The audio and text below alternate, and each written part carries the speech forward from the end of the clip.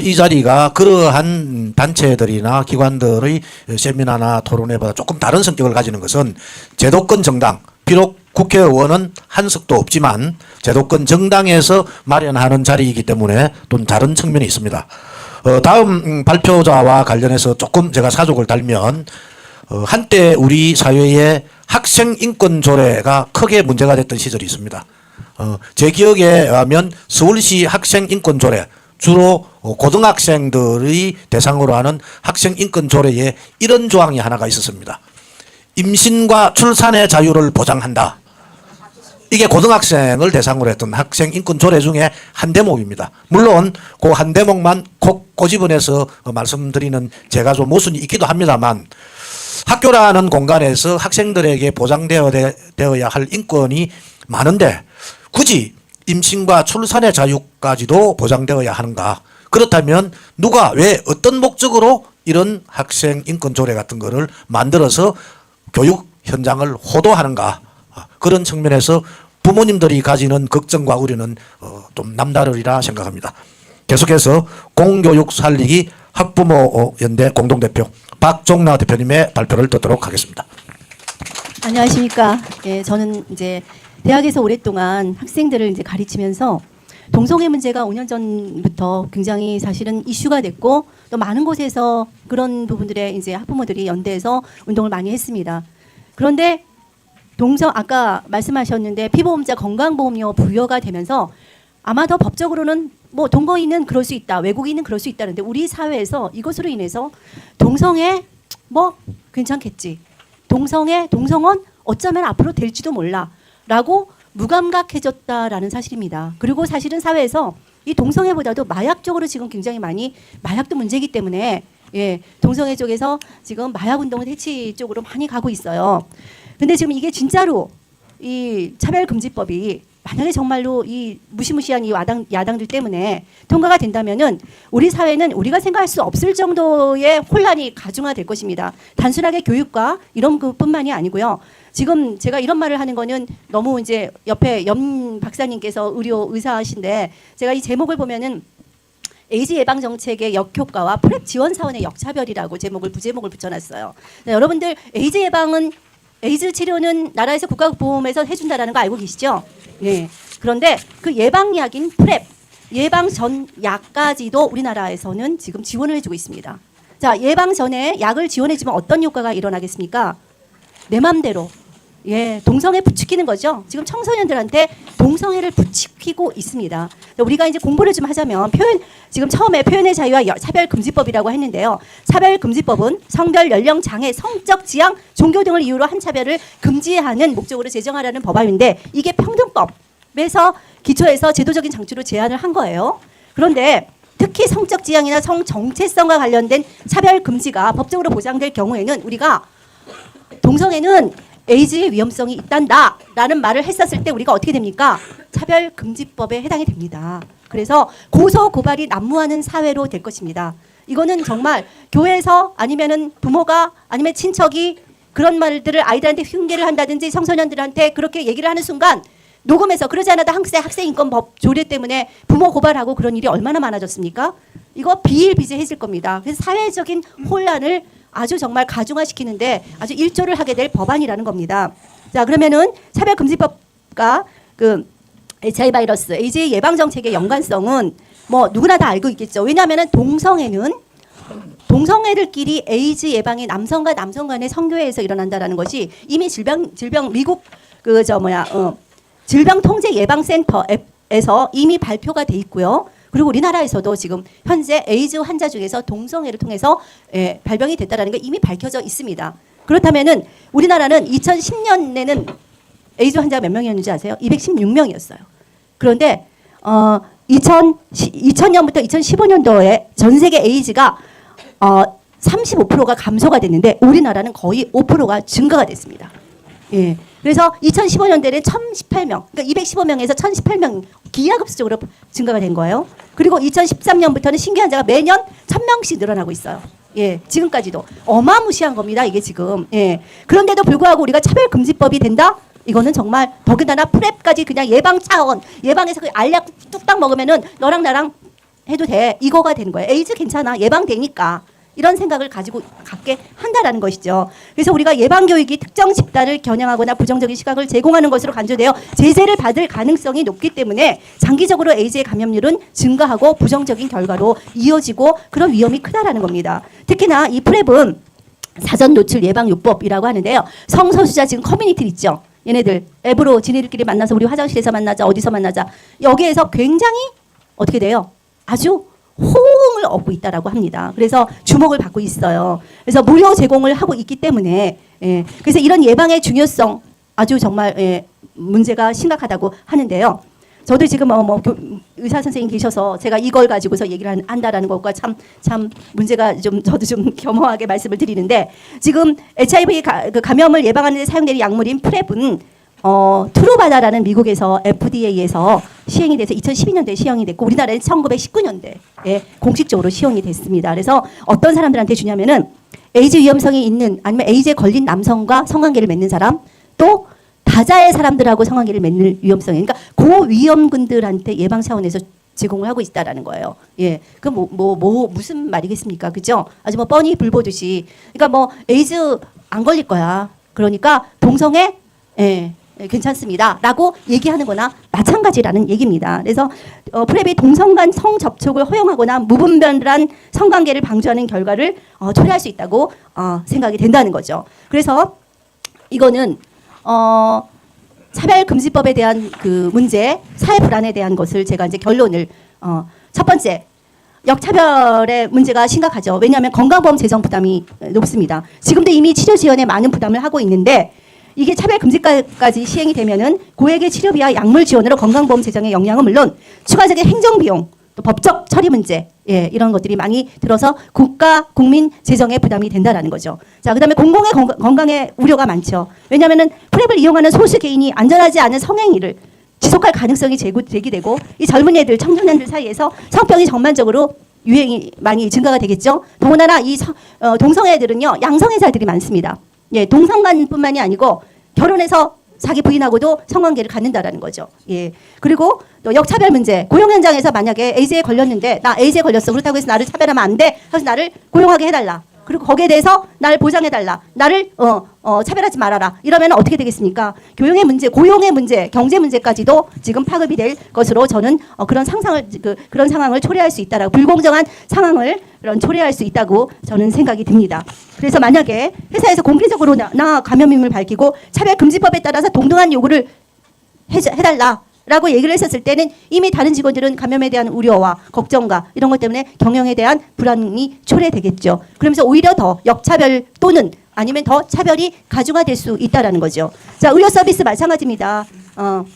의사들이 거부할 수 없습니다. 만약에 나는 종교와 무엇에 대해서 신념을 가지고 그런 환자들 나는 못 보겠다. 고소고발이 아주 난무한 사회가 되겠지요. 예. 공공시설 이용 문제 많습니다. 수영장 이런 데서도 마찬가지겠죠. 그죠? 그래서 감염인과 비감염인 사이에서도 엄청난 법적 갈등과 운영 문제로 어려움을 겪을 가능성이 크다라는 거고요.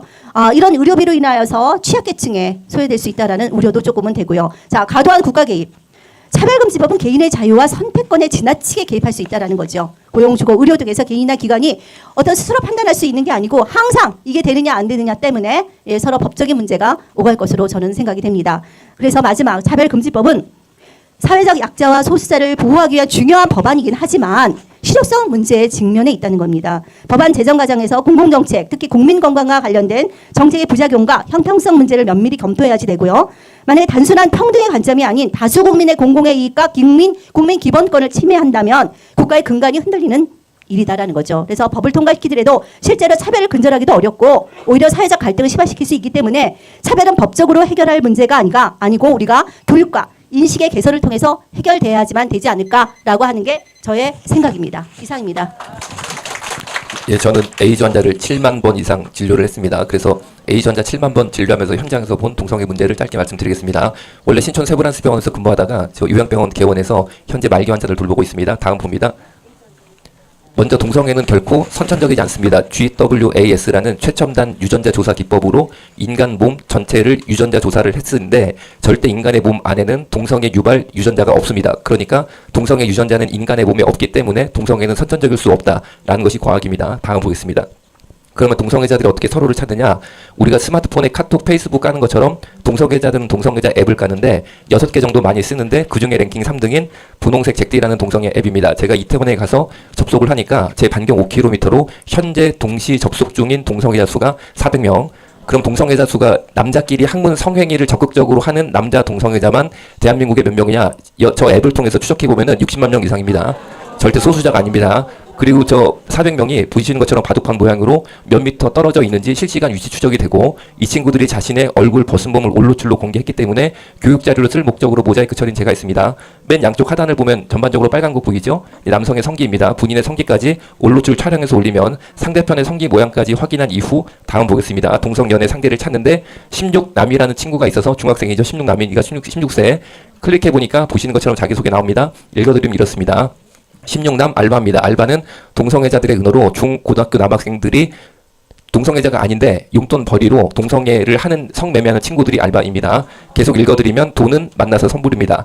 밑에 빨간 줄은 학문은 많이 범해지지 않아서 쫄깃한 면이라고 중학생 남학생이 본인의 학문까지 광고를 하면서 동성애자 앱에 들어가서 얼마를 학문 성행위 대가로 받냐 3만 원 받습니다. 그러니까 3만 때문에 우리 중고등학교 남학생들이 에이즈에 걸려서 집에 돌아오는 것이 현재 대한민국 현실인데 이런 동성애 앱을 통한 청소년 동성 성매매 급증으로 말미암아 지난 15년 동안 대한민국 청소년 에이즈 증가율이 무려 2,500%가 넘었습니다. 다음 보겠습니다. 서울 광장에 있었던 서울 퀴어 축제 현장 사진인데 보시는 것처럼 서울 퀴어 축제가 서울시청 앞에서 시청역 지하철에서 온갖 서울 시민들이 다 광장으로 자유롭게 이용을 하는 바로 그 자리에서 이렇게 본인의 엉덩이 항문 전체를 강제로 보여줍니다. 이렇게 해야지만 본인의 인권이 만족된다라는 건데 보기 싫은 우리의 인권은 묵살이 되는 거죠. 다음 보겠습니다. 그러면 성소수자가 곧 동성애자를 말하는 걸까요? 여기에는 굉장히 나쁜 언어 계략이 있습니다. 원래는 동성연애, 동성애, 호모섹스 이렇게 불리다가 그것이 모두 인권 침해라고 해서 현재는 성소수자로 단어가 바뀌었습니다. 그런데 정신의학에서 성소수자는 20가지 이상의 형태가 있고 동성애는 그 중에 하나일 따름이고 지금 보시는 이 잘생긴 20대 백인 금발 남성은 어느 날 야외 공공공원에서 야외 결혼식을 열겠다라고 부모 친구들에게 청첩장을 돌려서 부모님이 며느리를 만나러 아들의 결혼식장 가보니까 걔가 며느리 들어왔어요. 동물 성애자죠. 동물 성애자. 다음 보겠습니다. 결혼식 올리고 있는 저 아리따운 여성은 유럽의 유명한 여성 디자이너인데 고양이 남편과 사별한 이후 개 남편과 재혼에 성공했다. 동물 성애자죠. 다음 보겠습니다. 독일이 마틴 루터가 종교 개혁을 단행한 기독교의 종주국입니다. 그런데 그 독일조차도 1969년도에 동성애는 문제없다라고 독일 시민 합의를 보면서 동성애 합법화를 하게 됩니다. 그런데 독일 시민들은 동성애 하나만 인정을 하고 합법화를 시켰는데 법의 형평성의 원리 때문에 남자끼리 동성애하는 게 문제가 없으면 동물이랑은 왜 안 되냐 이렇게 돼서 동물 성애가 합법화가 돼요. 그게 바로 1969년 독일에. 그래서 독일 전역에 보시는 것처럼 합법적으로 동물 매춘업소가 생겼습니다. 동물 매춘업소는 남자들이 돈 내고 들어가서 그 업소에 근무하는 개, 고양이, 닭들이랑 성행위를 하는 업소인데 저 개가 바로 독일의 동물 매춘업소에서 3달 동안 근무하고 죽어서 나온 개 실제 사진입니다. 보시는 것처럼 엉덩이 항문이 다 터져서 개가 장이 밑으로 빠져서 죽어서 나왔는데 저 사진의 하이라이트는 팔목하고 목이에요. 팔하고 목을 보면 줄이가 있고 하얗게 돼 있죠. 왜 저렇게 되냐면 개가 사람 손님들한테 뒤에서 나쁜 행동을 당하면 화가 나서 확 돌아서 그 사람을 공격할 수 있습니다. 그것을 예방할 목적으로 이 업소에 근무하는 개들은 모두 잔인하게 앞팔을 뒤로 꺾어서 쇠사슬로 목, 팔 묶어서 저렇게 털이 다 빠질 때까지 묶어버립니다. 만약에 동성애가 합법화가 되면 그해 저렇게 독일의 역사가 있었 그 역사 그대로 우리나라로 온다는 거죠. 동성애를 막아야 되는 이유가 뭡니까? 이런 시대가 오는 것을 막아야 된다는 것입니다. 다음 보겠습니다. 정신의학에 말하는 또 다른 성소수자인 메카노필리아는 한국말로 번역하면 기계 성애자입니다. 이 사진은 지하 주차장에서 저 흰색 차를 보고 저 남자가 성적 흥분을 참지 못해서 자동차 성행위를 맺다가 CCTV에 찍힌 실제 사연의 주인공인데 자동차 범퍼 위에 바람 들어가는 구멍에다가 성행위를 맺었는데 이 차가 이 남자의 차가 아니고 남의 차입니다. 다음 보겠습니다. 정신의학에 말하는 또 다른 성소수자인 네크로필리아는 한국말로 번역하면 기계 성애자입니다. 지금 보시는 이 사진은 실제로 성관계 대상이 되었던 애인 역할을 했던 시체들의 실제 사진인데 이분이 역사 교수님 박사님이었어요. 그런데 자식이 대학 교수가 됐으니까 부모님이 너무 자랑스러워서 아들 집에 앞머리 놀러 가려고 해도 절대 못 들어오겠습니다. 그래서 하루는 띵동하고 문 열리니까 바로 가보니까 아들 집에 시체가 16개가 있는 거예요. 그래서 아버지가 아들 112에 신고했습니다. 시체를 캔해가지고 자기 애인으로 저렇게 만들어서 그 성행위를 했던 거죠. 시체 성애자, 의학적으로는 네크로필리아라고 진단을 내리고 있습니다. 다 성소수자인데 이런 성소수자를 우리가 받아들일 수 있겠습니까? 다음 보겠습니다. 조선일보는 저희 병원의 실제 사진인데 이분이 바로 동성애 에이즈 환자분이세요. 에이즈 바이러스의 무서운 점은 에이즈 바이러스가 면역력만 떨어뜨리는 게 아니고 뇌세포를 갉아먹어서 반신불수, 전신마비, 식물인간이 오게 되는데 이분은 다행히 일찍 조기에 발견되셔서 왼쪽만 반신불수 와서 지팡이 짚고 남은 인생 살아야 됩니다. 엉덩이 보시면 장기간 지속된 항문성교 동성애로 엉덩이 다 항문 터지고 썩어 들어가서 24시간 피 줄줄 나오고 저 피에는 에이즈 바이러스 계속 분출되고 이러면 더 이상 집에서 못 살고 에이즈 장기 요양시설 저희 병원 같은 데 와서 살아야 되는데 다시는 집으로 못 갑니다. 평생 저렇게 살다 가셔야 되는데 저희 병원에 입소한 동성애 에이즈 환자분 세계적으로도 마찬가지입니다. 평균 요양병원 입소 연령이 불과 41세입니다. 41세. 41. 여러분 41부터 이렇게 사는 것을 우리가 인권으로 받아들여야 될까요? 진정한 인권은 이분들이 동성애를 끊어서 건강한 삶을 회복하는 게 인권이라고 저는 분명히 생각합니다. 다음 보겠습니다. 남자끼리 항문으로 성행위 하면은 저는 하나님께서 분명히 그걸 못하게 막으셨다라고 믿어요. 왜냐면은 항문으로 성행위를 시도하는 순간 대장이 자극을 받아서 대장 안에 있는 대변을 밖으로 밀어냅니다. 그러니까 동성애를 시도하면 대변이 나오니까 못하죠. 그런데 동성애자들은 이것을 어떻게 해결했냐면 센조이라는 것을 개발해서 해결을 했습니다. 센조이가 뭐냐면은 화장실에 욕실에 가면 샤워기가 있고 샤워기 물 떨어진 데가 샤워기 헤드를 돌리면 이런 거 빠지면 이제 줄만 남는 거죠. 샤워기 줄, 샤워기 쇠줄 저런 거죠. 다음 보겠습니다. 그러면 저렇게 레슬링 자세를 한 다음에 저 샤워기 쇠줄을 항문에 10cm 이상 빡 하고 넣습니다. 그리고 수돗물을 틀어요. 그러면 샤워기 물이 콜콜콜 장으로 밀고 들어가서 더 이상 장에 물을 채울 수 없을 때까지 꽉 채우면 뺍니다. 그러면 목표 지점은 양변기인데 정말 100m 달리기를 막 뜁니다. 왜냐면 대장에 일단 물이 들어가면 아까 설명드린 것처럼 무조건 분수처럼 뽑아내게 돼 있어요. 그러니까 대부분은 저 양변기까지 도착을 못하고 욕실 바닥에 대변을 확 쏟아놓으면 발로 그 대변을 밟아서 하수구에 집어넣습니다. 저 센조이를 5번 반복해야지만 대장의 대변이 깨끗하게 100% 제거가 돼서 그때야 비로소 동성애 한 번 하는 거예요. 그런데 이게 왜 문제가 되냐면 저 센조이를 한 다음에 다시 이 샤워기들을 샤워기 줄에 돌려서 접합을 시킨 다음에 욕실 벽에 걸어놓게 되면 저처럼 출장 나온 애 아빠들은 이 친구의 온갖 에이즈, B형간염 바이러스 그리고 그 엠폭스 등등 온갖 질병이 다 있는 저것으로 샤워를 하게 되는데 우리 출장 나온 애아빠들이 이런 양치컵 안 들고 다니거든요. 보통 샤워할 때 샤워기에 이때를 오라고 뱉습니다. 그러니까 이 친구의 대변, 혈액, 에이즈, 매독, B형간염 바이러스 등을 다 집어먹고 사는데 이런 행동을 하는 매일 밤 하는 친구들이 우리나라에 몇 명이냐? 60만 명이 넘는다는 거죠. 아마 여의도 일대에도 밤마다 이루고 있겠죠. 그러니까 절대 오염 안 된 호텔은 없을 것이다라고 저는 생각을 하고 있습니다. 다음 보겠습니다. 이러다가 에이즈에 걸렸다. 그러면은 에이즈 약을 먹습니다. 에이즈 절대 치료 안 됩니다. 다만 에이즈 바이러스의 증식을 어느 정도 억제시켜주는 것이 에이즈 약이에요. 그런데 이 약을 잘 먹으면 30년 동안 에이즈 균이 증식이 어느 정도 억제가 돼서 살 수 있지만 그 뒤에는 죽습니다. 결국에는 이 병을 못 이겨요. 약의 내성이 생겨서. 그런데 이 약값이 얼마냐? 제 주변에 실제로 동성애 에이즈 환자가 생겨서 에이즈 알약은 감염내과에서 처방합니다. 대한민국의 서울에 모 공립병원이 있는데 아주 좋은 병원이에요. 약값이 싸고 노숙자 진료하고 그런 곳입니다. 그래서 이 에이즈 환자에게 에이즈 알약을 처방받게 하기 위해서 제가 잘 아는 감염내과 공립병원 과장님께 문자를 드렸어요. 환자가 에이즈 알약을 과장님께 타서 먹게 되면 한 달에 환자가 되는 본인 부담금 얼마입니까? 라고 여쭤보니까 본인 부담금은 60만 원이다. 답이 온 거죠. 이제부터 설명합니다. 에이즈 환자가 한 달 동안 먹는 에이즈 알약값만 600만 원입니다. 600만 원. 얼마라고요? 600만 원 나오면은 그 순간 90%인 540만 원은 국가가 병원에 바로 지급합니다. 그리고 환자는 10%인 60만 원만 내면 병원 영수증 60만 원짜리 받고 보건소 가면 60만 원 현찰로 바로 줍니다. 이렇게 에이즈 환자가 한 달 동안 먹는 에이즈 알약값 600만 원 전액 1년에 7,200 전액 국민 세금으로 다 부담을 하고 있는데 이렇게 약을 드시다가 몸이 조금 아픕니다. 그럼 무조건 서울대학병원, 세브란스병원 무조건 입원합니다. 왜냐하면은 병원에 입원하면 치료비, 약값, 심지어 간병비까지 100% 국민 세금으로 추가로 다 지급하는데 일반인 간병비 요새 하루 9만 원이거든요. 에이즈 환자 간병하려면 간병사 일당이 하루 20만 원 넘어갑니다. 하루 일당 20만 원 넘어가는 간병사 비용까지도 100%다 부담하고 있어요. 그뿐 아니라 예를 들어 제주도 에이즈 환자가 내가 이 약을 먹으려면 난 제주도 의사는 못 믿겠고 무조건 서울대 아니면 세브란스다. 그러면 매달 왕복 비행값이 들죠. 왕복 비행값 교통비까지도 100% 국민 세금으로 다 지급하고 있습니다. 그뿐 아니라 동성애 에이즈 환자분들이 집에 계시면 어떻게 되느냐. 집에 계시면 댁에 계실 때 입맛 떨어지시면 안 된다고 국가가 댁까지 방문해서 반찬까지 배달해드리고 청소 빨래까지 다 해드리고 있어요. 다음 보겠습니다. 제가 볼 때는 대한민국이 세계 최고의 동성애 에이즈 복지국가인데 그 결과 지난 15년 동안 전 세계적으로는 특별히 에이즈 예방 노력을 안 해도 무려 에이즈 환자 수가 35%가 줄었습니다. 아프리카도 줄었어요. 별 노력 안 해도. 그런데 보시는 것처럼 우리 조국 대한민국만 이렇게 에이즈 환자 수가 기하급수로는 세계 유일 국가가 됐습니다. 왜 이렇게 됐습니까? 세계 최고의 동성애 에이즈 복지 정책, 그 다음에 희한한 동성애 인권 논리, 이것이 만나서 사실 대한민국의 동성애자들이 귀족화가 됐다는 거죠. 그러니까 이런 기현상이 생겼는데 다음 보겠습니다.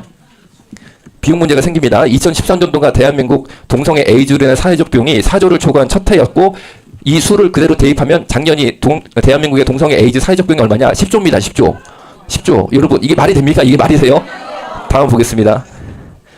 저기 제 핸드폰 번호니까 그 왜 이걸 올렸냐면은 그래서 우리가 동성애 반대 서명을 빡 하고 잘하는 게 중요하거든요. 그래가지고 제 핸드폰 번호 띄우니까 이 반대 서명 운동 카톡방도 만들었어요. 여기는 단체도 아니고 회비도 없고 모임도 없습니다. 그럼 뭐 하냐면은 반대 서명 할 것만 있으면은 봉화랑 똑같은 거 빡 올리면 이러고 빡 들어가서 찍으면 되는데 10초면 다 서명하면 돼. 10초면. 예를 들면은 지금 강서구의 모 초등학교 선생님이 애한테 동성애를 강제로 가르치는 거야 막. 그래가지고 그런 게 문제가 되면 우리가 교육청 들어가서 서명운동 해야 되잖아요. 그렇죠? 그런 정보를 남기는 거니까 저 번호로 이름, 핸드폰 번호, 교회 이름, 교회 전화번호 주시면 제가 단톡방에 초청 드리는데 절대 단체도 아니고 회비도 없고 모임도 없으니까 편하게 생각하시고 다만 동성애 반대 서명만 할 것을 이 올리는 방이니까 마음 편히 지원해 주시면 감사하겠습니다. 감사합니다. 자, 여러분 박수 부탁드리겠습니다.